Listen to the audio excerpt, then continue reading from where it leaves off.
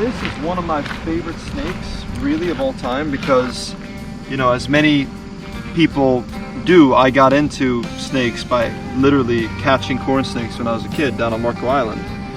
And so these things mean a lot to me, and they're a very docile snake, smooth scales. This one just coming out right after the sun setting, you know, just trying to get some heat from the road.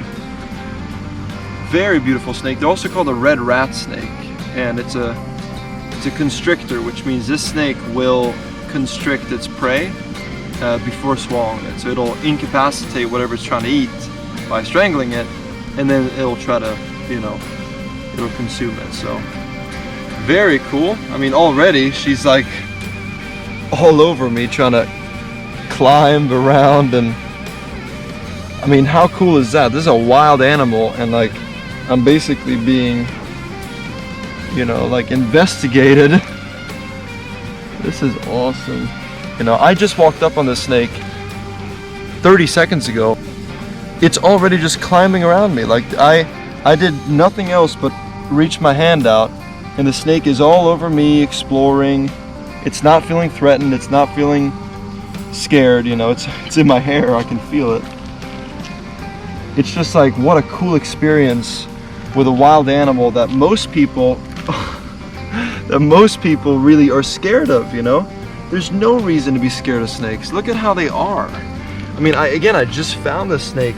We'll show you if there's anything more coming up, so awesome for now. Now this is pretty cool, watch this. So we've had a big drought recently. We've had a very dry season here, and these wildfires are just sporadically popping up like this. A lot of them are controlled burns. This is not. You can tell this is just a random burn spot. I mean, over there's been no fire. Here there's been a little bit. So sporadically we're getting a lot of wildfires, which does happen this time of year. Got a tail of my buddy.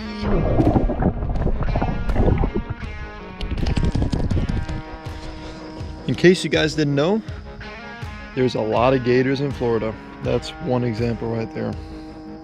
What's up, guys? So we're here back in the Florida Everglades, and tonight we literally just came out here to look for like snakes, alligators, anything we can see. And I'm kind of out of breath because we found an amazing, huge green water snake, and he's underneath this bucket.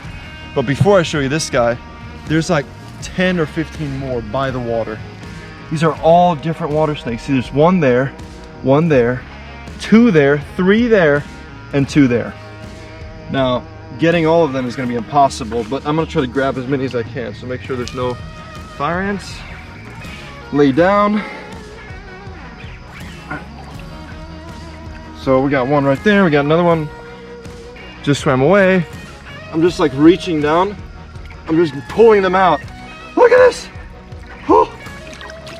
We'll just pause it here.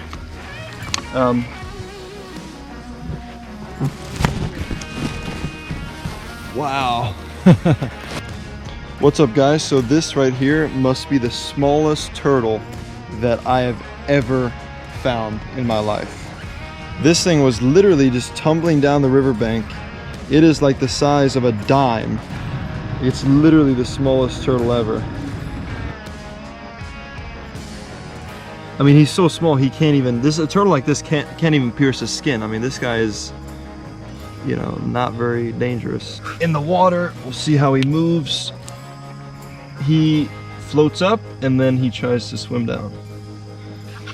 Now mind you, I've showed you guys a lot of, you know, water snakes in the past. I've showed you guys green water snakes, banded water snakes, you know, Florida water snakes, cottonmouths, you know, all that stuff.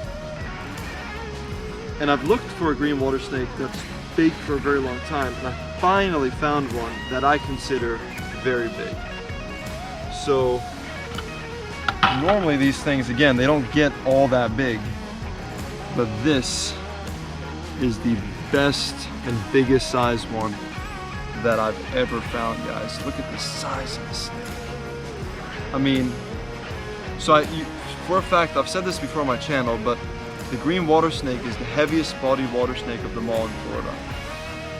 You know, their head is really, really interesting. So when they get really big, you know, they get this really fat head, almost like an anaconda.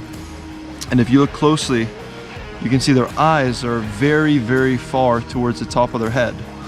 Now the reason for having eyes towards the top of their head is they can keep virtually their entire head submerged underwater while just keeping the eyes out, being able to see above the surface.